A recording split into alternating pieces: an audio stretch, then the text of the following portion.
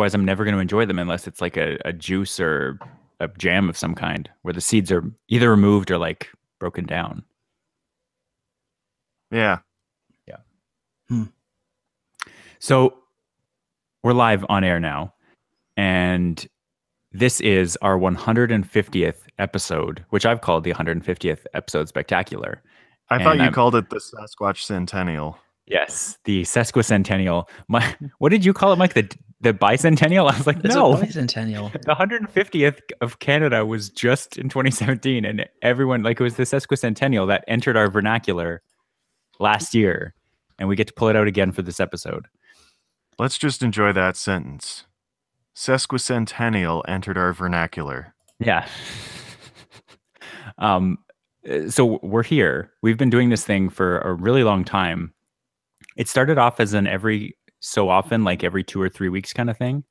Then it went down to every week for a long time. Then it went to every 2 weeks briefly / every 2 or 3 weeks. And now it's every month. But we hit 150. We've been doing the show pretty much continuously, aside from summer breaks, since like 2013, 2014.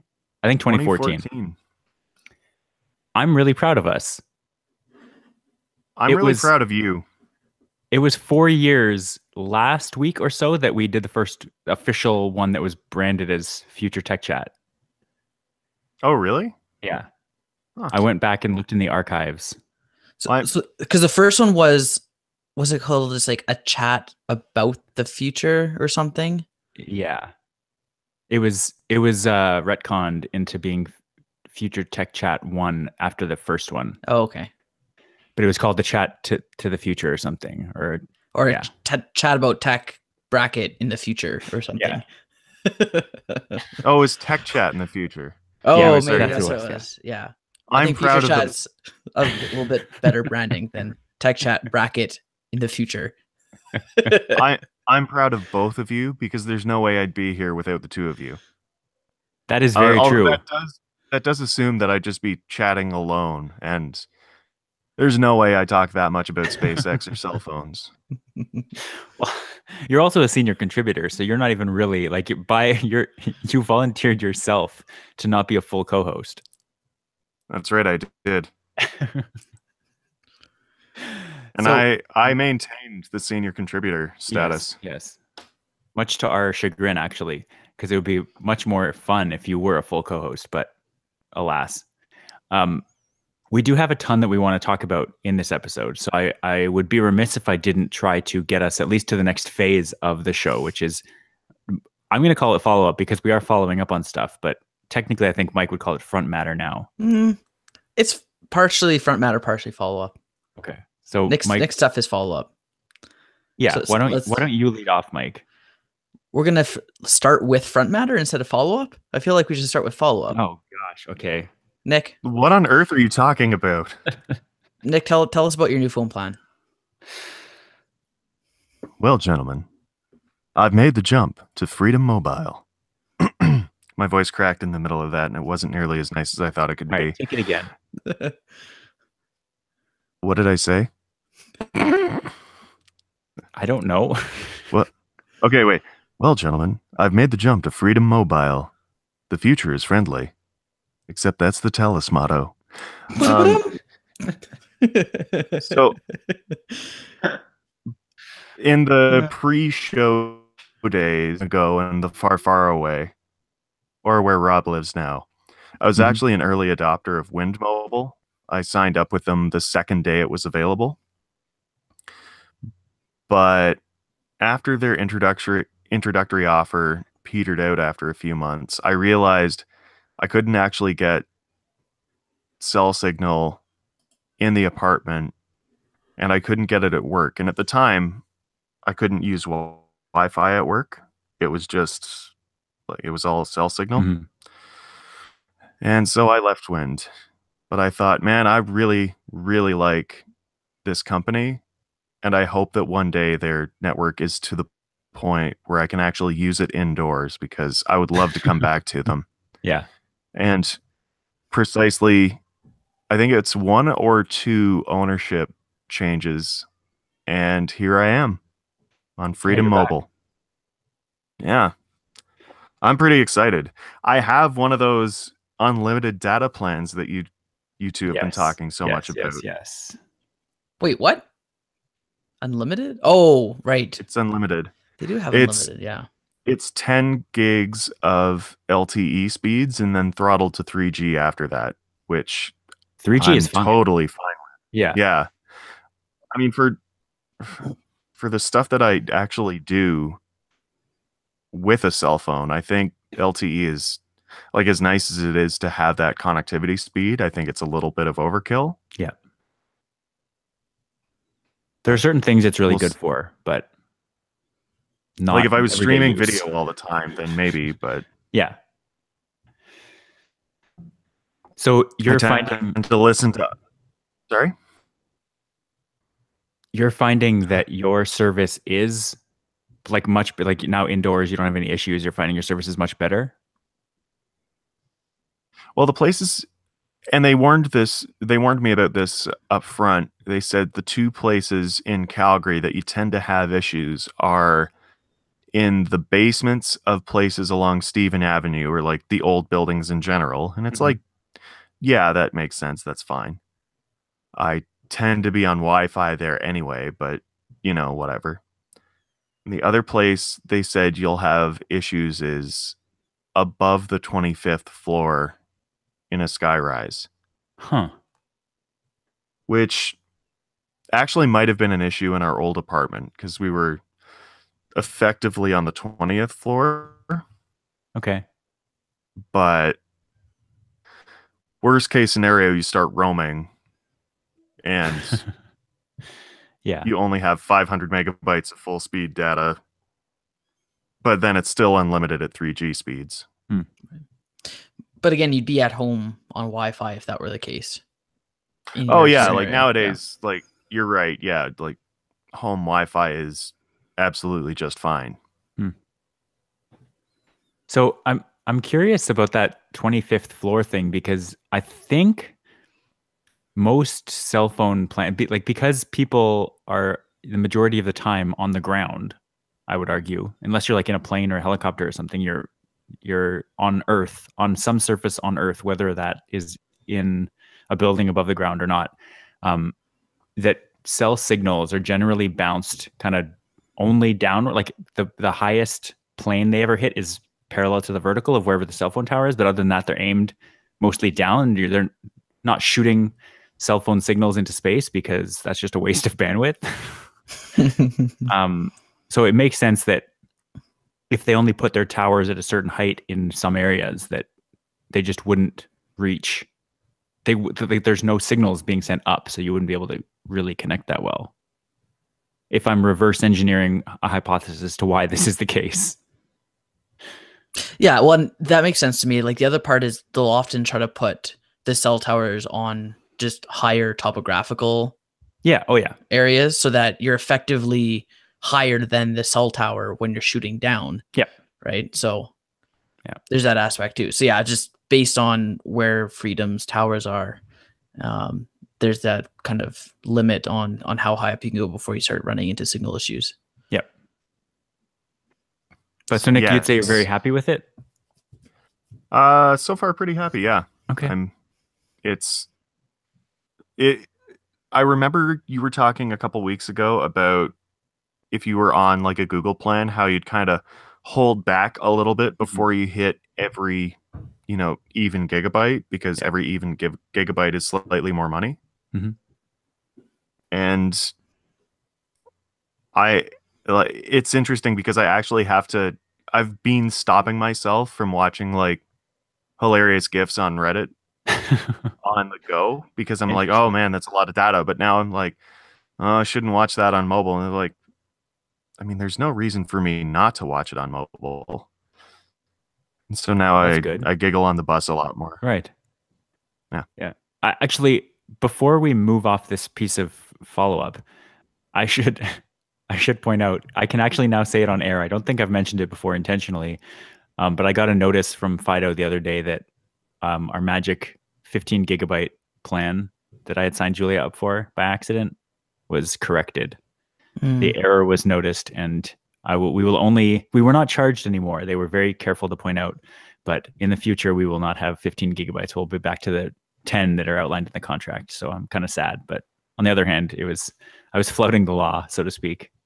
Wait. Are we sure we didn't talk about that on the air? Maybe that was just in Slack that we talked about that. Yeah, I specifically tried not to mention it because I didn't want any FIDO representatives to go, hey, wait, what? Someone's happened.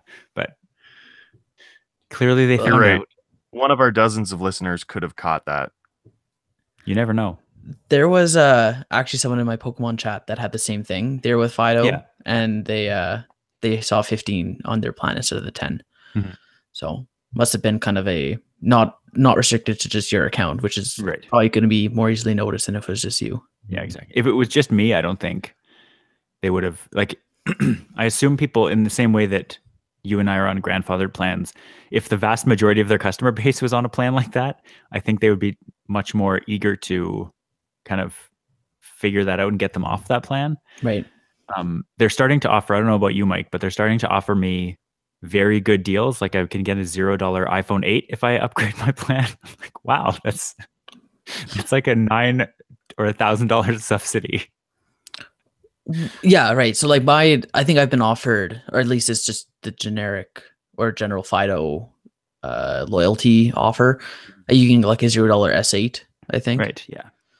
So, I mean, we can, I guess, segue into what I was going to talk about, but I was considering the subsidized S8 as well, but none of their plans were alluring enough for me to leave what I have. Of course not. I was so I ended up getting a OnePlus 5T to replace the Note 4 that could no longer stay on reliably while being used throughout the day. I'd leave the house with it effectively fully charged. Like I'd unplug it first thing in the morning, go about my morning, and then leave the house, and then it would die halfway through my commute. Yikes. Because it would drop down to like 50% battery.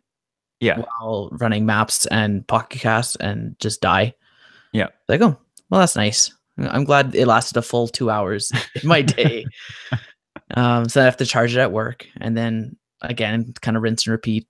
Yeah. Use it down to 50% and then it shuts off again. So it's like, okay, well, this isn't tenable. So then I'd run out of replacement batteries for it. So like a couple of years, I think about a year or so ago, about a year ago, I bought a handful of replacement Note 4 batteries. And in all honesty, I don't know if they were genuine batteries or not. Like they were from the Android Central store.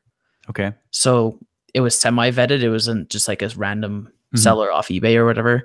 But I mean, all these batteries come from who knows where. So, but they worked for the most part up to a point, and then obviously they stopped working. Like they either started swelling or just wouldn't hold a charge anymore. So I was at that point where ran out of replacement batteries and was kind of like, okay, well, if I want any sort of reliable use out of a phone, I'd probably have to get a new one. Yeah. So I did look at taking advantage of one of the loyalty offers from FIDO, but not only did they not have any, like, so I could either keep my plan, but then when I use that option on their site, when quote unquote upgrading my phone, they still check to see what my plan was, and they said, "Oh, your plan's no longer valid." Yeah. And then they would make me choose a new plan. I'm like, forget that. So then I like looked at other options like buying outright and whatnot. So I looked at the S8 and the S7, and because I wanted to kind of possibly stick with a Samsung phone because of my watch, as I mentioned before. But then I'm like, well, like I really want either like the Note 8 or the S8, but I can't justify spending over $1,000 on a phone. Right. Like that just seems kind of outrageous to me. So then I looked at the S7, which is about $780 on the FIDO site. So you could get between about $750 to $780, depending where you bought it from. And I was kind of leaning toward that.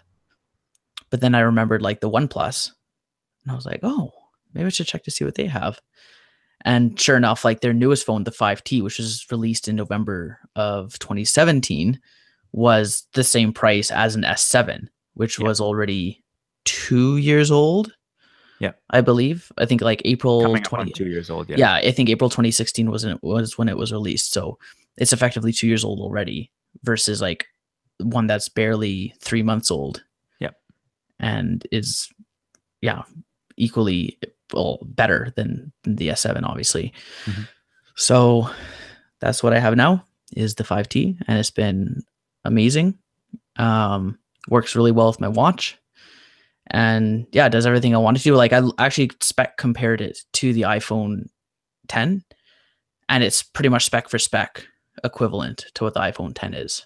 That's aside from the operating system, obviously, but like it has 8 gigs of RAM, 128 gigs of storage space. Does iPhone 10 have 8 gigs of RAM? I don't know about that part. I don't think the iPhone 10 has 8. I don't think it does. No, it has either 4 or 6. Probably 6. I would say probably 4. But you think it's only 4? Maybe. It's kind of a moot point, but I guess it doesn't really need that much RAM with the way iOS is. Yeah, like, iOS is pretty smooth as it is. You don't need a bunch of RAM to make up for it. Very differently. Yeah, Android does. Yeah, but no, I'm really happy that it has like the dual camera system to take the portrait mode pictures. So played with that a little bit yesterday, and that was fun. So, but no, I've been really happy with it, and looking forward to using it for the next couple of years here. Quick follow up: iPhone 10 has 3 gigabytes of RAM. Oh wow! I feel like that's leaving a bit of headroom. Not very much. Yeah. Yeah, the iPhone has always been like RAM has been in theory the bottleneck, but the way Apple closes apps is very different than the way Android does it. So you end up needing a lot more for Android. Yeah. Even though you would end up getting like quicker app, like going back to an old app and needing to relaunch it. Right. Like on the Note 4, it has 3 gigs of RAM, but it really effectively only had 1 because it was always having 2 gigs used up at any point. Right. Like even if you basically close all your apps, you really only have about 1 gig before it starts like not really doing anything. Before it started bringing up the, this process is not responding. It's like, oh, that's nice. Right. Feels like a nice Windows PC. Okay, so you have a new phone. This one is the 2 SIMs, right? You were showing Yes, me? Yeah, it is. Yeah. So yeah, that's what I was gonna tell you guys. So like I had gone into the Fido store because my Note 4 has just the micro SIM? Mini SIM? Yeah. Micro, and there's regular SIM, micro, and nano SIM. Yeah. So it had the micro SIM, but I needed the nano SIM for the 5T. So I went into the Fido store and they looked at my account and he's like, "Oh, you're on the old $35 City Fido plan." And he's like, "Oh, that plan's not very good." I'm like, "The plan is great." It's like I think it's pretty good.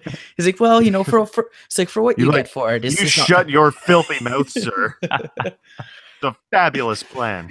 He's like, "Oh, for what you get for it, it's actually not that good." I'm like, what do you mean?" He's like, "Oh, well, if you're outside Calgary, like you're roaming effectively." I'm like, "Well, I'm not outside Calgary." He's like, "Oh," he's like, "I guess it depends what you use it for." It's like, yeah. Plus, not going to mention it, but I have limited data too. But, which, on that note, I don't have LTE as I hoped. You have HSPA plus, but right? Yeah, it's fake 4G. Yeah. Did I mention that when I went into the Fido store to get Julia's the new plan with her, that when they looked up my account, he was like, "Wait, it says your plan has no data?" Yeah. And then I told him, "Oh no, it's the old unlimited one." And he didn't actually offer, but he was like, I would buy this off you.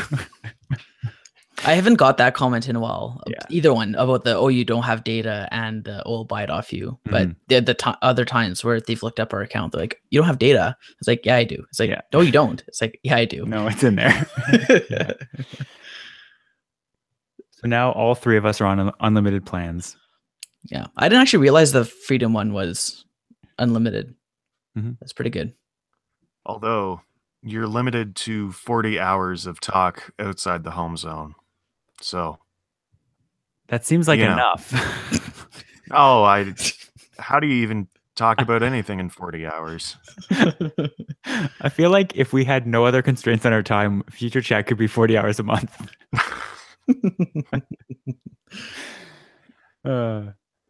So I guess I guess that's mostly it for the new phone updates. Was there anything else that you found interesting or worth talking about, Mike? You said the phone did work with the Galaxy Watch. Yeah, it works with the Gear S2. So very happy about that. Like the only thing it doesn't have is the native watch apps don't work. Like say like the watch messages and email app work with the Samsung messages and email app, which all that means is I can't respond directly on the watch unless the Android app is built for that. Like, and I still don't really understand that part. Like with Slack, when it sends me notification, I can respond to a Slack message directly from my watch. Yeah. But I can't respond to an email directly from my watch if it's like from the Outlook app or from Gmail. So I think there has to be something on the app side. Yeah, they'd have to build it in. Response from a notification, basically, which the watch allows when that feature's enabled. Yep. But otherwise it works perfectly and stays connected and does all its stuff. Like the 5T, like the Play Store has a Gear S plugin, which allows for the watch to communicate with the phone as if it were a Samsung phone. So yeah, no, it works really well with that. And what I really liked with my phone and what I'd still take joy in it every time I do it is the face unlock and the rear fingerprint unlock. Right. Like those are amazing, like game changing. Especially I'd say both equally. Like the face unlock's really nice because I can like literally just like wake the screen and it unlocks immediately. Yep. And if I don't want to like, if I feel too lazy to wake the screen, I can just put my finger on the back and it opens up right away. So loving that part. And the other part I noticed, and Nick, you mentioned this when you got your new phone, the Pixel 2, was, and this didn't happen on my Note 4, which maybe it's been with a new update of the operating system, but it allows you to re-download, like reinstall all your apps that were currently installed on your other phone. So you install from your Google account, and your Google account tells the new phone how many apps are currently installed on the phone, and it allows you to pick and choose which ones to install on the new phone. Oh, really? Because mine I said, do everything, and my new phone was set up exactly as the old one. Yeah. Right down to the background picture, which I liked. Okay. Yeah, they're getting good at that. See, mine, I don't think mine did that. At least I didn't notice. Like the background picture is what was on the phone before, I think. I think it depends if you go and do a full kind of restore from backup versus kind of updating all the apps. I think it probably depends on the manufacturer. Nick, did you restore from your Google account or through like Bluetooth or whatever? I believe it was from my Google account because I couldn't get the two to connect. Okay. And did you have to do anything on your old phone prior to, like, do some sort of backup?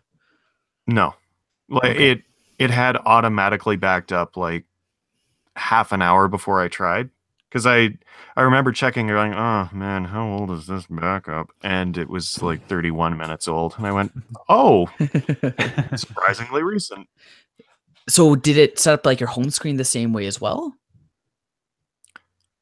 Like with the widgets and icon locations and whatnot? I think it almost did. The difference being, let me just grab my phone and look here. There's room for 5 icons wide on the new phone, and it was 4 icons wide on the old phone. So yeah, mine it actually like put them to the side, I think. Okay, cool. Yeah, no, I wish mine had done that. Like mine just reinstalled the apps but didn't set up any of the icons or anything like that. But Nick, you went from the Nexus 5 to the Pixel 2, right? Yeah. So I think maybe going from what's effectively a Nexus to a Nexus. I have a theory. And this is just because... Is your theory that I'm misremembering? Because I suspect that I might have. It actually works for both of your situations. Because I think it might have to do with which launcher you're using. And because I know on my Android phone, my Moto Play. Oh, I see what you're saying. When I did a backup, right? When I installed a new launcher and updated my phone, it didn't remember the layout, but it was because it reverted to the other launcher that it was using. So I think that it might need to be your launcher settings needing to be backed up as well. Yeah, no, that would actually make sense. And the Nexus 5 and the Pixel 2 would be using the same launcher, like the Google Now launcher, whereas the Note 4 is using the Samsung launcher, and the OnePlus using the OnePlus launcher. So there wouldn't be that. There'd be no memory of that because it came from the other launcher. Yeah. Yeah. No, that's a good deduction on that one. Could be it. I don't want to guarantee. I'd buy it. It fits. Yeah. I'm 95% bought into that theory. Okay. Seeing as how we've spent half our episode going through front matter and follow up, Nick, I think we should start with your. So I'll give a little backstory, a 30-second backstory. We decided for this episode, the 150th episode spectacular, that we would each go back and pick one topic that we had kind of covered over the years in multiple ways and giving multiple updates as they came in, and just kind of talk about them for a little bit. And so, Nick, I'm going to throw to you. Which topic did you pick? I picked vaccinations because I thought for sure that within the last 4 years, we'd probably see like some improvement, like maybe this whole like anti-vaxxer thing would be dying down a little bit. But what I'm looking at right now, the link I've posted in the notes, is an interactive map of the number of disease outbreaks by like things that have been totally cured. And North America is not looking good. I mean, particularly Alberta, where we've had 3 outbreaks of preventable diseases. Let me see if I can actually like zoom in and figure this out. Stall for time, gentlemen. So while Nick fact checks a little bit, I want to bring up that while it might seem discouraging with the number of outbreaks, the number of I don't know if it's legislation, but at least the initiatives of making vaccines mandatory, either on a school level or a state level. Like I believe California, it's mandatory to vaccinate your kids if you're going to a public school. Yeah, that's. And there are just individual schools that will make it policy to have your child vaccinated if they are to attend. So, and that's how Ontario has been for as long as I've been alive. Like every year, a few kids would get suspended because their immunization records weren't up to date. And so in Alberta, since 2017, there's been 501 cases of whooping cough. There have been 9 cases of mumps. And there have been, just 1 case of the measles in Calgary, which isn't too bad. But like 500 cases of whooping cough. That's actually, I know 2 people that have had whooping cough. My mom said that, she made absolutely sure that my sister and I got vaccinated because she tells the story that when she was little, she had it.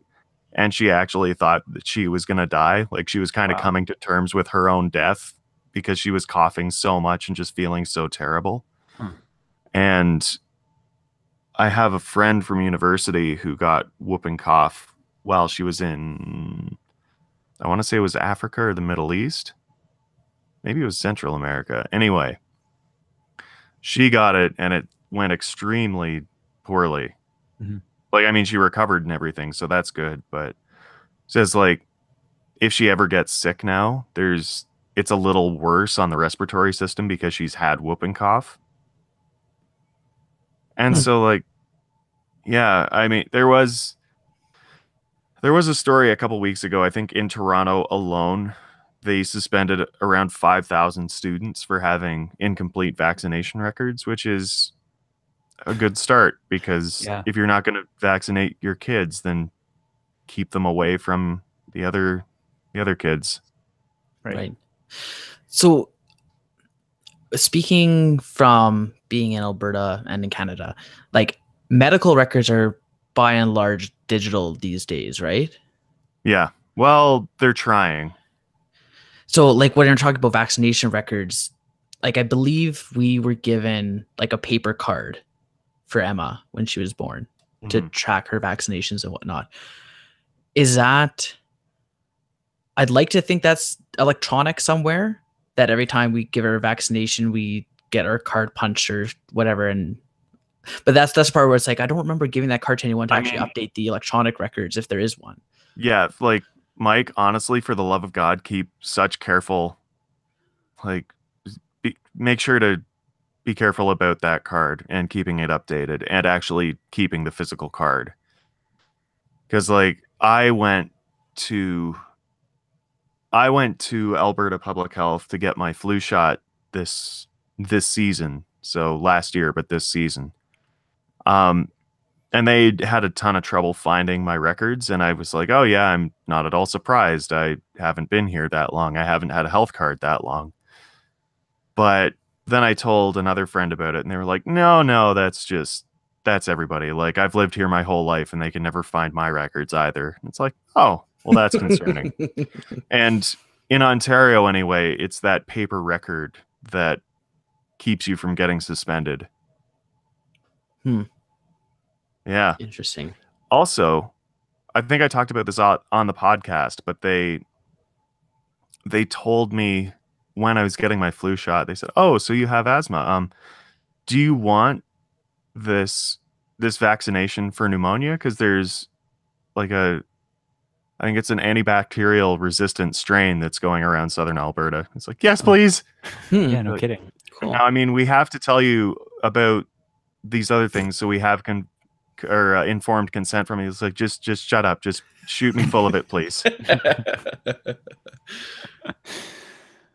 One of the curious things to me about this is that when we started this show, I didn't really know, like, I knew the obvious vaccines, the things that you get as a kid growing up, and like everyone I knew got it, like the measles, mumps, rubella vaccine.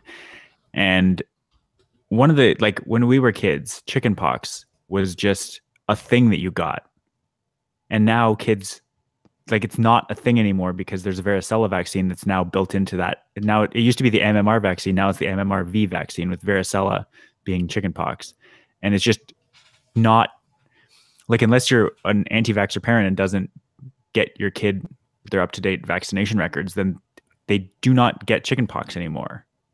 Like, it's such a rare thing now.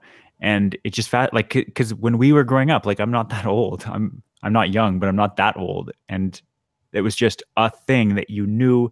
Like, people had chickenpox parties where they would get their kids all exposed to chickenpox at once so that it was just done. Rob, people still do that.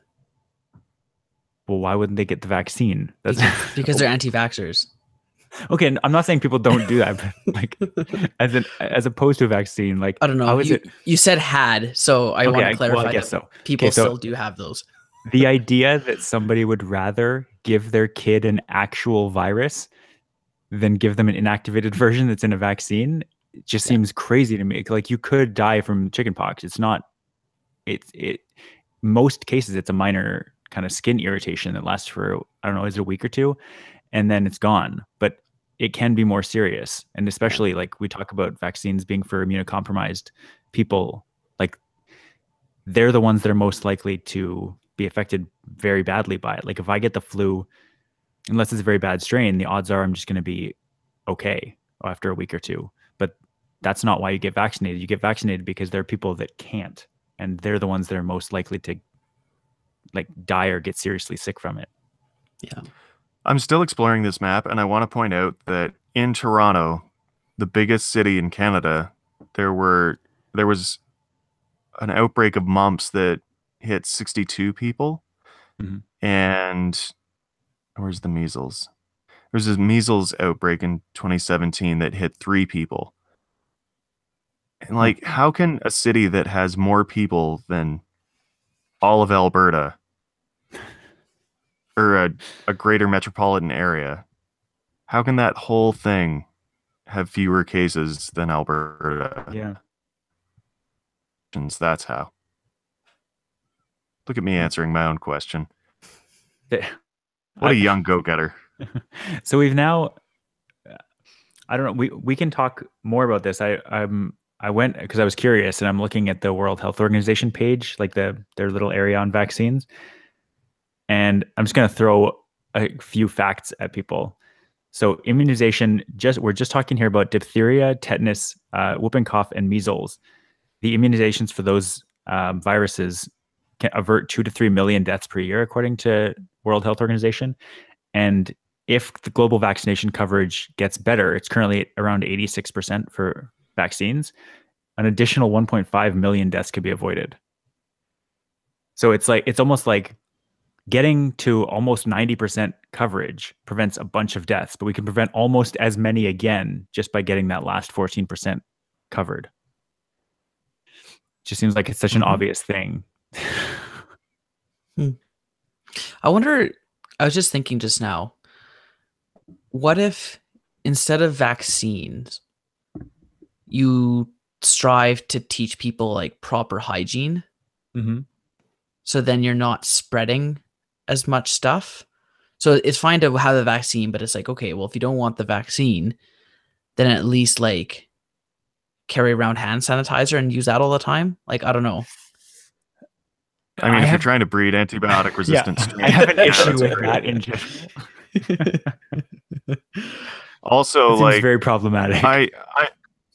I'm sure Emma is a very capable and competent young person, but I'm sure that she's not going to cough into her sleeve every single time.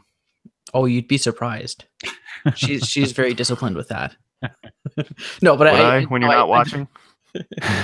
I know what you're saying. Like, yeah, like I guess I was thinking more young adults and like just capable, more mature children, teenagers maybe. But yeah, I guess when you're talking like 5-year-olds, and that's not going to work very well.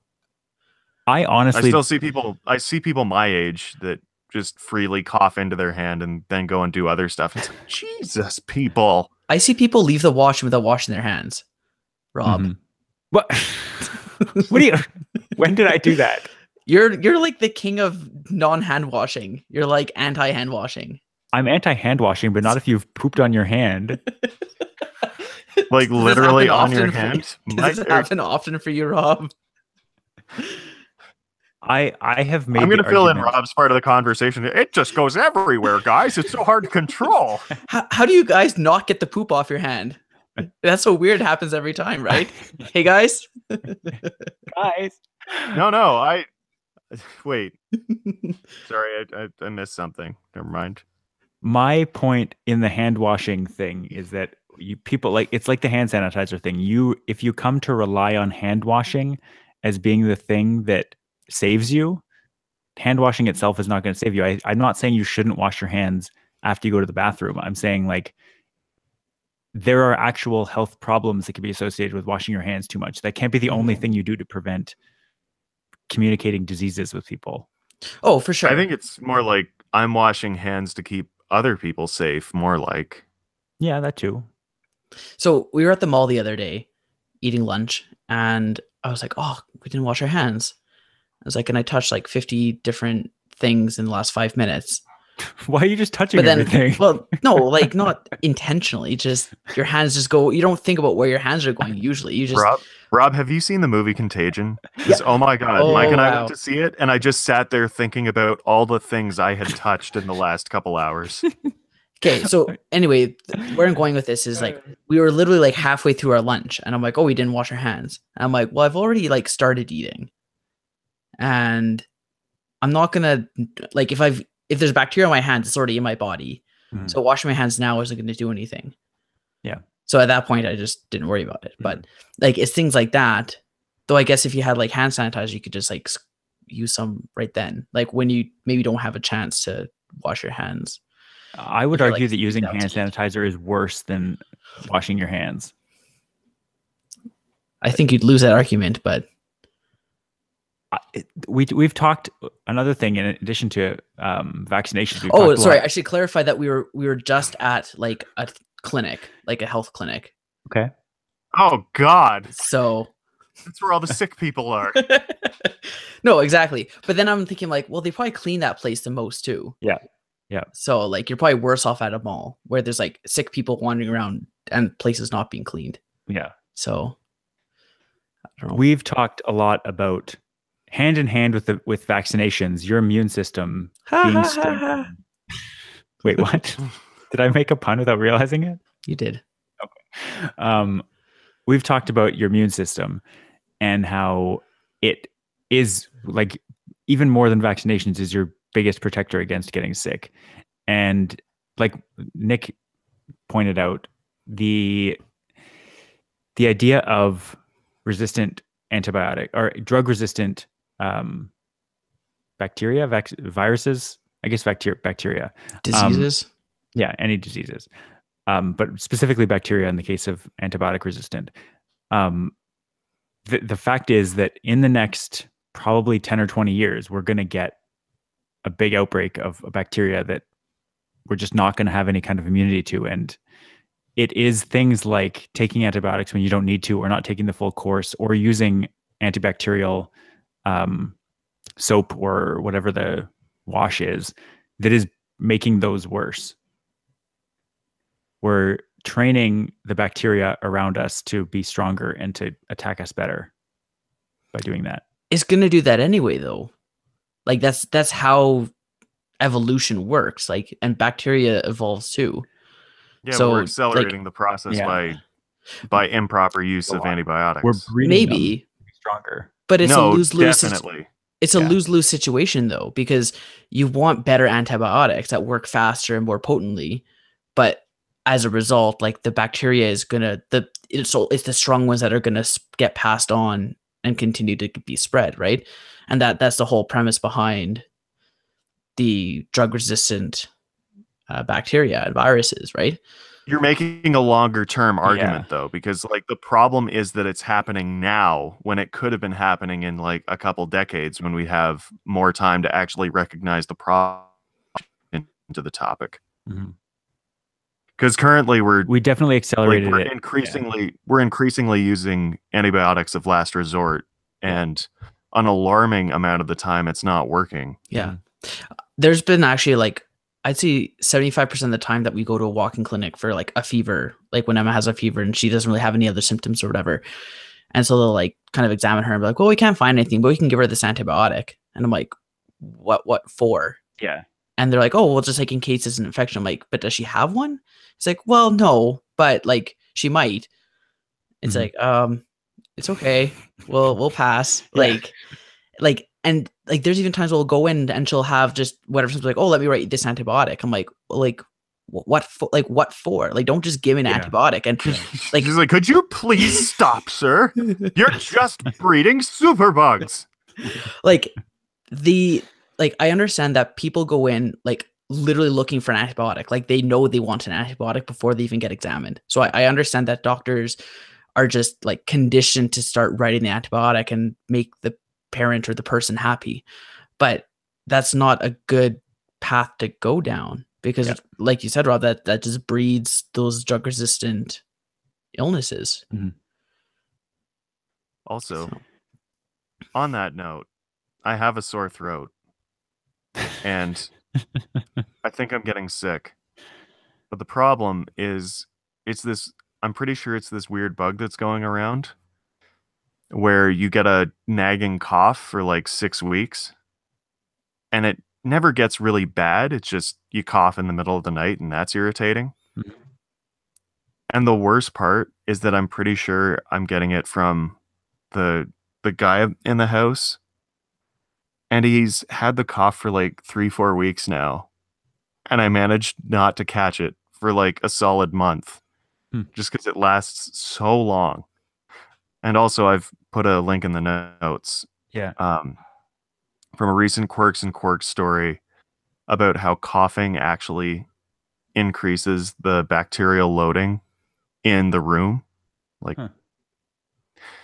wait, sorry, let me phrase that differently. What they did is they had sick people go into like an isolated room and then measure the amount of germs they output. Right. And it was surprisingly constant based on how much they were breathing. So just breathing spreads the germs if it's an airborne transferred thing. But Rob? Yep. Are you okay? Again, yes, I am very okay. Are you sure? I'm going to have to leave the dog barks in now. This could be it. This could be it, Rob. I think I'm okay. Go and confirm. Okay, well, while you just play with the life of you, your dog, and your wife, and your unborn child, Teddy will text me if there's a problem. I really feel like he's trying to communicate with you right now by barking. You should train Teddy to press like a button that's hooked up to a Raspberry Pi that then sends like a text or notification to you. Definitely. When there's trouble. Yep. That would be no different than that experiment where they had a rat that had to press a button to get a reward. And then it just went insane pressing that button for the rest of its life. Well, you wouldn't give him a reward. You just say, if there's trouble, press this button. And then what? What's the, like, there has to be some kind of incentive for them pressing the button. It would blow up your phone, but we wouldn't hear it on the podcast. I think so. I would trust Teddy's intellectual ability to just be able to do it without any sort of reward. I mean, I would love it if he just, instead of barking, just ran over and pushed the button. Wait, Rob, what breed is Teddy? He's a Lhasa Apso Shih Tzu. A what? Lhasa Apso, which is a Nepalese lapdog, and Shih Tzu. I thought it was like a portmanteau of mind. 4 different breeds. Nope. What did you say? Anyway, yeah. So sneezing didn't increase the bacterial loading, but coughing did. Okay. And so I'm thinking about it now. I'm like, this just 6-week nagging cough that never actually gets that bad. It's like the perfect illness. Yeah. And now I have a sore throat and I'm sleeping a lot, and it hasn't actually given way to a full cough, but apparently the onset is a sore throat. So pray for me, gentlemen. Pray for me. What you're saying is that the symptoms are the best possible symptoms to spread this because you're just coughing for weeks and weeks and weeks. But not so bad that you might just get totally knocked out by it and isolate yourself. Yeah. Or go see a doctor or whatever. Necessarily. I mean, depending on your job. See a doctor, but I don't know what they would do for you. Exactly, yeah. So is the end game just for the bacteria to just incubate in your warm, moist lungs for 6 weeks? I mean, the end game is to spread as much as possible because that's what illnesses do. Yeah. But you also, it's like in Contagion, or not just Contagion, but CGP Grey's video America Pox. Oh man, we should have done a follow-up on CGP Grey because we talk about him a lot too. Like, true. A lot of our really bad illnesses, they jumped from domesticated animals to humans. And diseases that are supposed to keep domesticated animals just a little bit sick are like really bad for us because we're not nearly as robust as a cow is. Mm-hmm. Yeah, that's it. You like, ideally, to further the survival of whatever illness you are, you want to not kill your host and you want to be highly infectious. Right. So I feel like the ones that really knock you out, they're not as infectious because you're not spreading the germs as much. Like, you're not out there breathing on people. Well, I guess that's why the flu is so pervasive. Because it's the conditions, like the symptoms are irritating enough to do something, but unless you're immunocompromised, like, they're not going to kill you, so they'll spread. Yeah. It's also particularly virulent. Anyway, it spreads really good, is what I'm trying to say. Viral? It spreads real good. Virile? Viral? Virile is something different.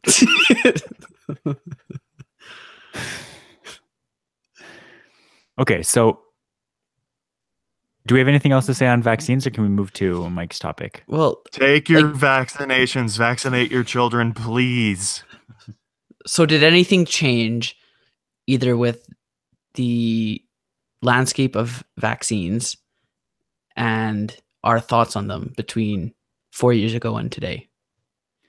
I think maybe the legislation is moving forward to say, like, okay, people, like, God, clearly you don't know what's good for you. So we're going to start suspending your kids if you don't get them immunized, which, if you're in charge of public health and education, is probably a good course of action from a utilitarian perspective. Yeah.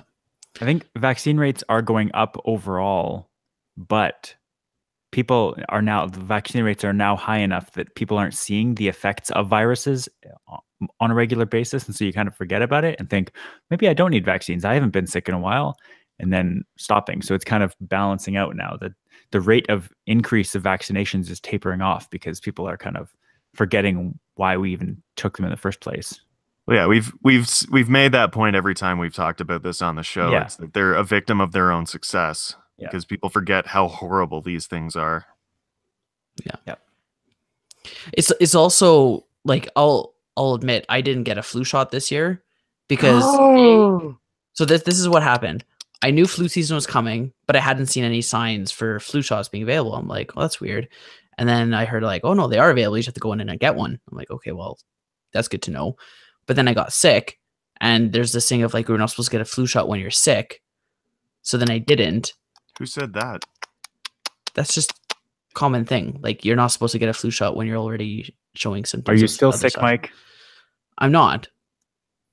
But that's what I'm saying. But okay. The point I'm trying to make is that it's not as convenient as it could or should be. What? I think. Are you?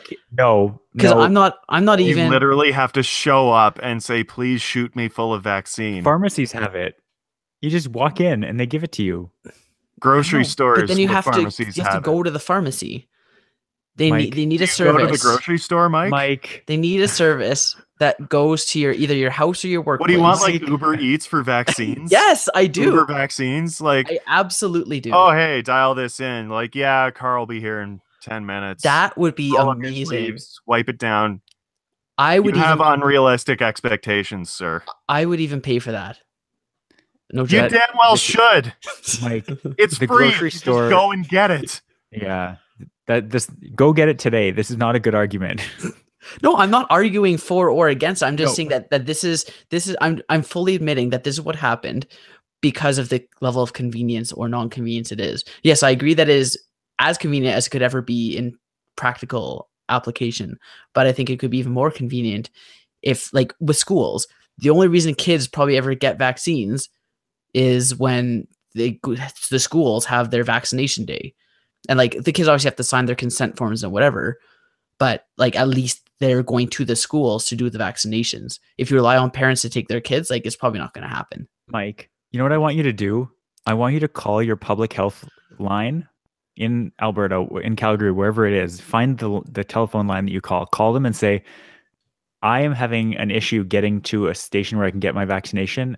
Would you be able to send someone to me? And first of all, listen to them laugh at you because that's not accurate. I'm not saying that is a thing I can even do. They would send someone to you if you need, like if you were a senior citizen and couldn't get out of the house, they would send a nurse or someone to give you a vaccination. Right. They should do that for everyone.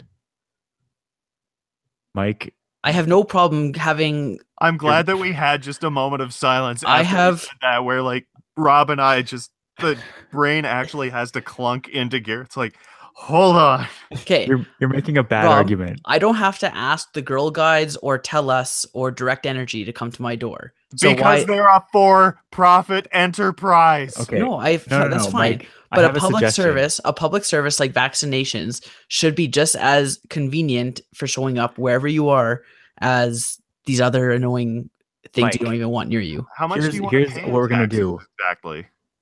In your neighborhood, we're going to for next year, actually, maybe even for this year, I'm going to contact the Girl Guides of Calgary, tell them the next time you go to this house, make sure the Girl Guide has a vaccine. She will give it to you. She is not a trained RN. This is what you get. I would not take a vaccine from a Girl Guide. You get stabbed in the arm by a Girl Guide. That's your punishment for not going to any drugstore or grocery store or any, like my building downtown just had 2 or 3 days where there were just nurses there all day and people. That's my point. I want that. That exists downtown. Just go walk around and find it. No. Yes. No. Yes. Rob, there are clinics downtown, Mike. You work downtown Calgary. Rob, you proved my point. I have gone to the clinic in downtown Calgary. But you had to go to the clinic, Mike. You want someone to walk up and stab you in the arm with a vaccine. That's literally what you're asking for. Yes. So I'm sending a girl guide to your door to stab you. No. Just Rob, somehow get me the vaccine. I will do it. I will stab Mike. As we've discussed, you can get yourself the vaccine. Just go get it. No, I want to stab Mike. Say, I have a friend. He's being an idiot. I'm going to go stab him. Okay. Are you ready to move on yet, Mike? Yes. Okay. Listeners on Twitter, are you... If you are ever in the vicinity of Mike and happen to have a flu shot, please stab him and feel free to shame him on Twitter. He's MA_YYC. Shame him for not getting vaccinated. Thank you. Ring a bell. Mm-hmm. Next up on our 150th episode, Sasquatchcentennial. I want to talk about wearables because Nick has put a ban on talking about cell phones. I have not put a ban on talking about cell phones. I just don't talk when you do because I have nothing to say about it. So, Nick, you'll have to make your judgment on this because you actually weren't even a part of this original episode, as I found out when I re-listened to it. Oh, man. But on Future Tech Chat number 4, I think it was. No, 9? It was definitely like 17 or 18, wasn't it? No, it was single digits. I had just looked it up. April 4th, 2014, we had Carolyn on the show and Rob and myself, and we talked about wearables. And at that point, the smartwatches had just started kind of being a thing between like the Sony smartwatch and the Apple Watch. And I'm not sure if the first Gear smartwatch had been released, or even the Moto 3. Actually, the Moto 360, I think, had been released. Mm-hmm. But they were kind of just coming up into public knowledge and awareness. And at that time, I broke up the wearables category into a couple different things for the sake of discussion. So I'll just go over them now a second time, and we can kind of talk about each one maybe and kind of see where we're at, if things have changed, and what our thoughts on them are. Mm-hmm. So the first type of wearable that we discussed was lifestyle/tracking. So that would be like fitness tracking and pedometers and that sort of wearable. Are you sure? Because I thought we did an episode where we talked about sleep tracking. We had an sleep episode. Tracking's different, yeah. No, we had an episode later on where we talked. I think it was 17 or 18, where we talked about specific like activity tracking. Yeah. Oh, okay. Yeah. So like, I want to clarify. We've talked about all these things multiple times throughout the show. It's just this is the first time we talked about like a dedicated episode to just wearables. Yep. So yeah, there's lifestyle tracking. And then there was functional purpose wearables, which you guys had contention with because you didn't feel that they deserved to be mentioned alongside smartwatches and the like. But these would be things like headphones, mics/headsets, and VR devices. Mm-hmm. And then a third category being enhancing complementary wearables, such as like AR devices and Google Cardboard and that kind of thing. So those are the kind of the three categories of wearables that I feel existed, and I guess still exist, which we can kind of kick off the conversation with. So the obvious one being, the lifestyle/tracking and smartwatches in general. At the time, they weren't as ubiquitous as they are today. But I mean, even back then, I felt, and I think most of us agreed, that they were kind of the most promising and widely adoptable type of wearable. Mm-hmm. Not even just smartwatches, but like stuff like Fitbit and that kind of thing as well. But just smartwatches in general have been pretty well received in the public. And I think a lot of that has to do with the wide variety of styles and price points that exist. And just the benefits that they offer. So like, I think all of us at this point have at least one type of this wearable, if not a smartwatch, like a dedicated smartwatch device. Rob, I think you probably have the most experience with wearables. I don't think at the time you even had an Apple Watch. I don't think they existed, or they had just been introduced maybe. Yeah. So, but at this point you are on your second Apple Watch. Nope, still first. Is it still your first one? So have your thoughts on wearables changed since we first talked about it? They've definitely changed since the beginning, mostly because at the time I was kind of like I was much more invested in the idea of a cell phone that like had to do everything, all like it had to be everything. Well, had to fold and fit in your pocket and go on your wrist as well. I still want that. No, I know you do. But I'm much more sold on the idea that mine is the old Series 2, which is just Wi-Fi. But I think now that if I had, obviously it wouldn't cover everything. It wouldn't be the one thing that I would need, but I would be able to get away with most social interactions. Like I could go to the mall, for instance. If I was with Julia, I could go to the mall and out and about and not need a cell phone if my watch could connect to cellular. And I think I would get along just fine. Like if someone sent me a message, I would be able to reply to it with my voice, and I wouldn't actually need to take my phone out. I just do now because it's the thing that I'm used to. I don't think it's actually better overall. And there's no way I would have ever felt that before. Right. I think my thoughts, like, so wait, you're saying that you wish it was easier to reply with your voice, or that at this point now you can just at this point it's good enough. So at the time when we first started talking about this back in 2014, if I didn't have my phone on me, I felt naked, like I was lost without it, because like I felt like I was disconnected from anything. And again, there are different circumstances, like if it was nearby or if it was upstairs, if I was in the same building as it, but if I left it at home and went to work and like got to work, I would feel totally lost without it, because I would feel like I was disconnected from anyone that was trying to get in touch with me. Whereas now I feel much more comfortable without the phone. But if I have my watch off, if it's like charging or something, if it didn't fully charge overnight because it wasn't connected properly or something, or if I just didn't have it on, I feel lost, because that's now my most constant connection. Right.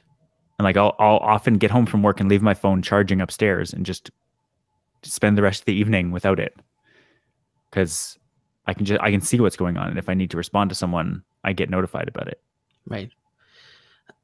I'm definitely on the same page with you there, and I think we're both at that same point with how we use our smartwatches. Mm-hmm. So I have the Gear S2, as I mentioned before, and at first when I started looking at smartwatches, I think I felt that I couldn't justify spending a couple $100 on something that was effectively just another notification center.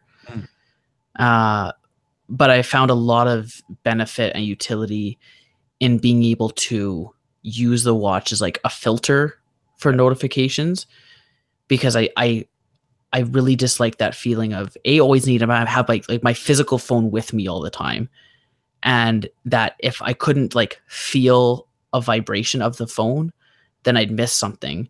Yep. And then also like I wanted notifications for stuff, but I hated like, a Facebook notification having the same level of priority as like a text message. Yeah. Right. Like when that phone vibrated in my pocket, I didn't know if it was like an important or not important one. Right. Yeah. But with a smartwatch, I believe, I want to say all interfaces, like all types of smartwatches allow for this. I'm not familiar with Android Wear though, so I can't comment on that specifically, but I imagine it has the same functionality as being able to specify which apps are able to send notifications to the watch. Mm-hmm. And that's been a huge benefit for me to be able to say, okay, still send me notifications for the stuff I want, but only send, emails, text messages, and Slack to my watch. Mm-hmm. So that when my watch vibrates, I know that it's something worth, at least checking my watch for, and then I can decide if I want to pick up my phone to do something with it, right? Mm-hmm. Or I can just swipe it away or just leave it as a notification sitting in my notification center, as opposed to just feeling that like every time I hear or feel my phone vibrate, I have to check, and then I've already like invested that amount of attention and energy into doing that if it's not something I need to look at right away. And that way, when I go to actually look at my phone, if my watch hasn't vibrated in a while, I might have a handful of like Facebook messages and Facebook notifications and I don't know, whatever other stuff that might come in that time that wasn't important enough to bother me on my watch. I can just address all those at that point when it's convenient and when it's without pulling my attention away from whatever I'm doing. Yeah. So that's been my biggest enjoyment and use out of having a smartwatch wearable. Now, Nick, you have a Fitbit that you use? A Charge 2, yes. Yeah. So that the Charge 2 is a lot more smartwatch like than some of the other Fitbit and other fitness tracker models. Is that correct? I think so, although I don't. Well, for one, when I switched phones, it stopped sending messages over my phone, which I just haven't bothered to change because, honestly, under normal circumstances, I work in a lab, and if I can check my phone, I probably will. And if I'm busy, it's just not going to happen. Lately, anyway, I've tended much more towards just putting my phone on Do Not Disturb when I'm busy at work. But I mean, I kind of, it's not quite the same, but I kind of empathize with your distress when I'm not wearing it because like I use it for sleep tracking. I really enjoy that functionality. I use it for tracking my steps, kilometers, calories burned, whatever. What I really want is calories burned, but we've talked about that many a time before. Yeah. And I like it a lot. And yeah. Yeah, you bring up the fitness tracking aspect, and that's the other part that I do use, not as aggressively as other people might with a smartwatch or a fitness tracker. But back in 2014, I was skeptical of the benefit of a fitness tracker and what I'd get out of that kind of feedback.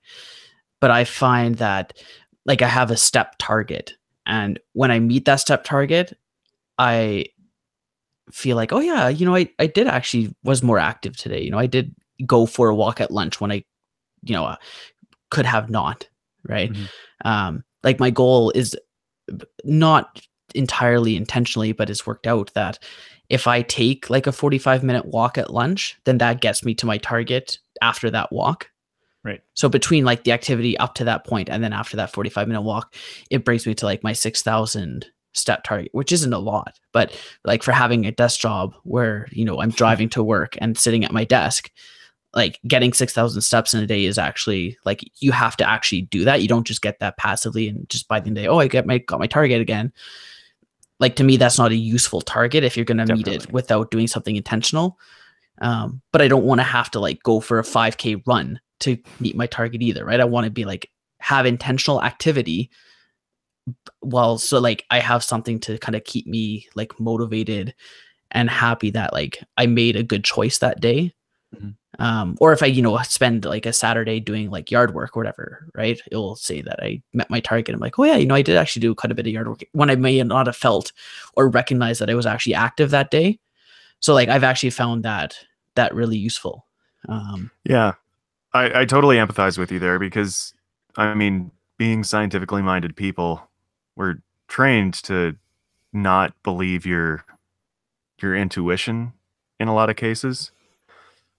But when you actually have the hard data to back up, like, oh yeah, I did do that thing today, or oh yeah, I was working really hard today. It's nice to see that come through in the end. Yeah. On the activity tracking side of things, the only issue that I have with the Apple Watch is the same complaint a lot of people have about it with activity tracking, is that it doesn't start exercise sessions automatically.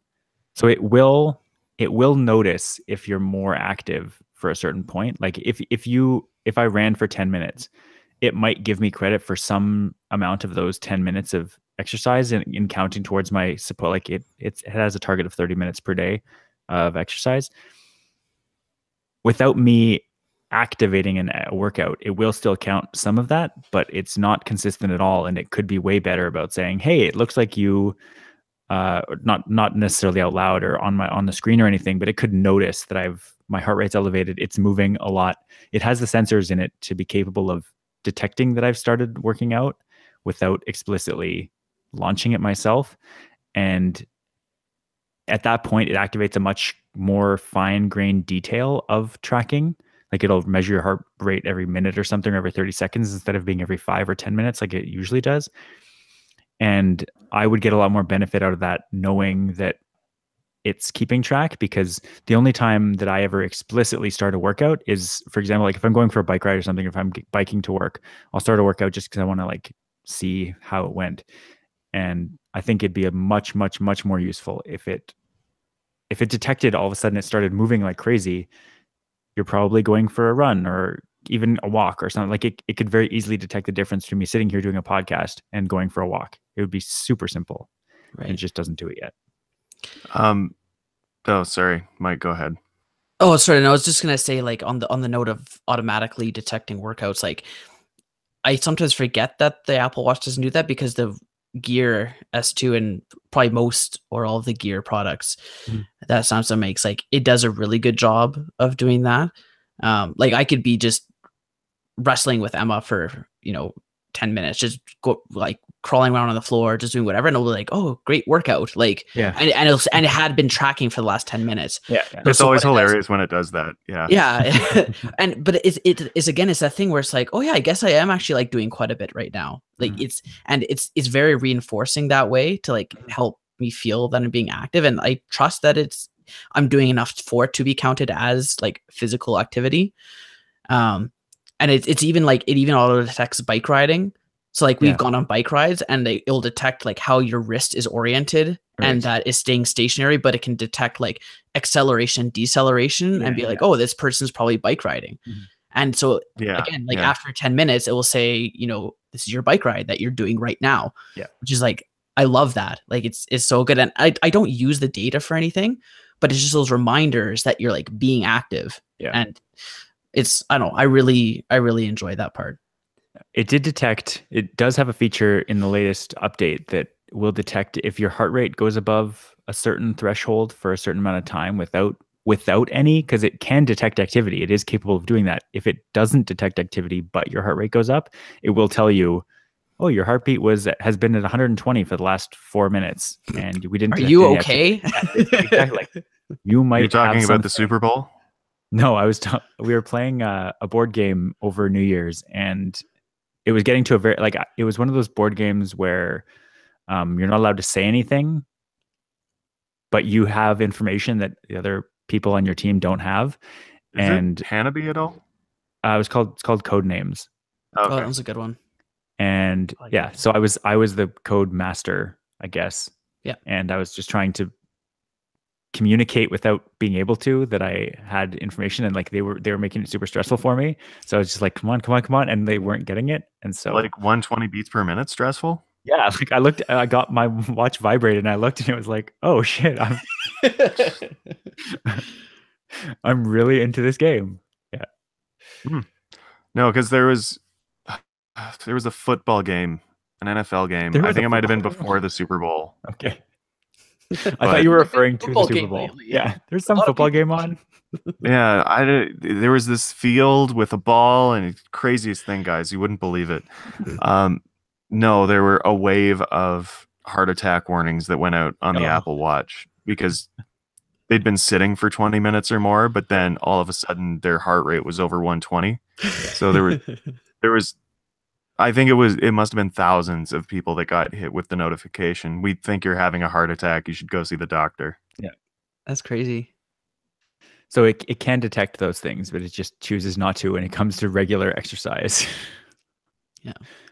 So I think the other part I wanted to bring up, because again, it was a point of contention on the first episode about my inclusion of headphones into wearables. I'd argue that over the past 4 years, headphones and earpieces have become a lot more smart and definitely like their own device for certain people. Like earpods and the was it the Hint? That AirPods. What did I say? Earpods. Oh, sorry, earpods are the regular ones. Yeah. AirPods and the Moto Hint, which I don't think is a thing anymore, but it was kind of the first AirPod type thing that was around, where like, you know, they cost upwards of $100 and are very much like computerized. Like they're not just an audio thing you plug in, but for people that want that added functionality and the kind of stuff that it gives, it's its own thing. And I have actually seen AirPods in the wild a couple times. They're everywhere. I mean, I don't notice them everywhere. I see them when I see them. I notice them a lot. Oh, okay. Maybe Ottawa's a bit more posh than Calgary is. Very government town. People got lots of money to spend. That's true. And Calgary apparently is not. No, it's a downturn, Rob. Economic conditions. If you ask people from Ottawa about why the Senators can't fill their seats, they tell you, it's government. You know, we're poor. We don't have any money at all. We don't have money. Let me tell you about Phoenix. Don't even have money to build a stadium in your own city. Hey, the Canada Senators have done very well for being in a city of. How many people do live in Canada? Actually, Canada is part of Ottawa legally. No, it's not. Yes, it is. Are you still a rural player, Rob? Am I a rural player? Pokemon. Yeah, of Pokemon Go. No, I never said I was rural. I said my experience is similar to rural. Anyway, Rob, I don't believe you. Is the point of this? The other point we brought up originally was like AR and VR, and Google Glass had, again, either recently come out or just starting to come into public awareness, and it is effectively gone. So that's pretty sad. It is sad. Man, Canada in 2016 had a population of 90,806. That's a very small population to support an NHL franchise. I know, right? It's a wonder they're even around anymore. Your pronunciation of Canada is fantastic. Sorry? Your pronunciation is wonderful. Yeah. Whatever, Rob. Is Canada on an archipelago?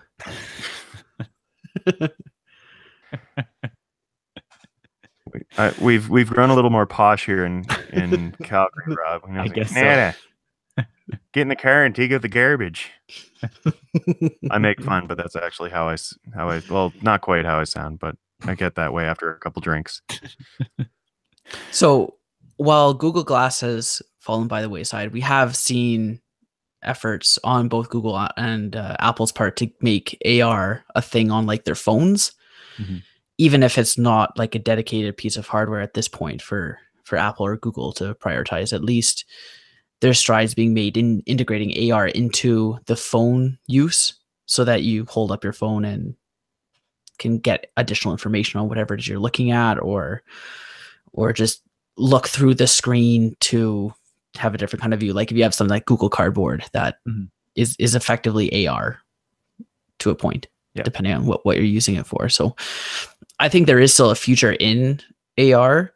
It's just, I don't know. It's taking longer than I expected. I think I really had a lot of hope for Google Glass, that it was like first gen, second gen would be, way lower price point, and kind of being able to just, similar to smartwatches. Like smartwatches, I think progressed the way we all expected and hoped, but AR isn't quite there yet. So I feel like we are coming to a wrap on wearables. And I definitely also feel like there's not going to be time to talk about SpaceX, because How much time do you have? I'm in the last minute. If we go more than 30 seconds longer, I'm going to go overtime.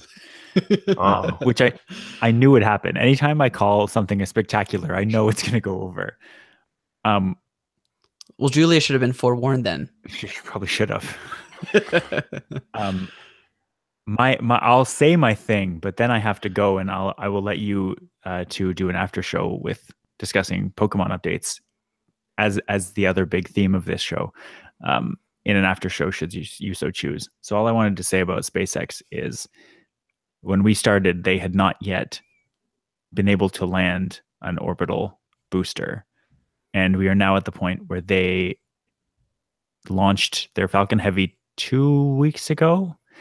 And Falcon Heavy. Falcon, listen to you. Most people pronounce it Falcon. They landed 2 boosters at the same time, simultaneously. And I never thought that we would make that happen quite that quickly. And that the first, despite the fact that they lost the main booster back into the ocean, the fact that they did the 2 side boosters simultaneously and landed them both on the first try with Falcon Heavy is kind of fantastic to me. And the idea that there's a Tesla out there somewhere, like heading to somewhere between the orbit of Earth and Mars and possibly the asteroid belt, is amazing as well. I did not think we were going to get there. I'd be impressed if they had like boosters on the Tesla that they could direct it to land on a planet and then drive around. They could. That'd be great. That would be impressive. There is still a booster on the Tesla, but it doesn't have any fuel anymore, and it would be insane to try to navigate via one solid. Like you'd need so much more directional firing than they have. Okay, Rob, that's great. You need to go. Mike and I are going to poop all over your story. That's fine. I think you have to go. So happy 150th. Happy 150th.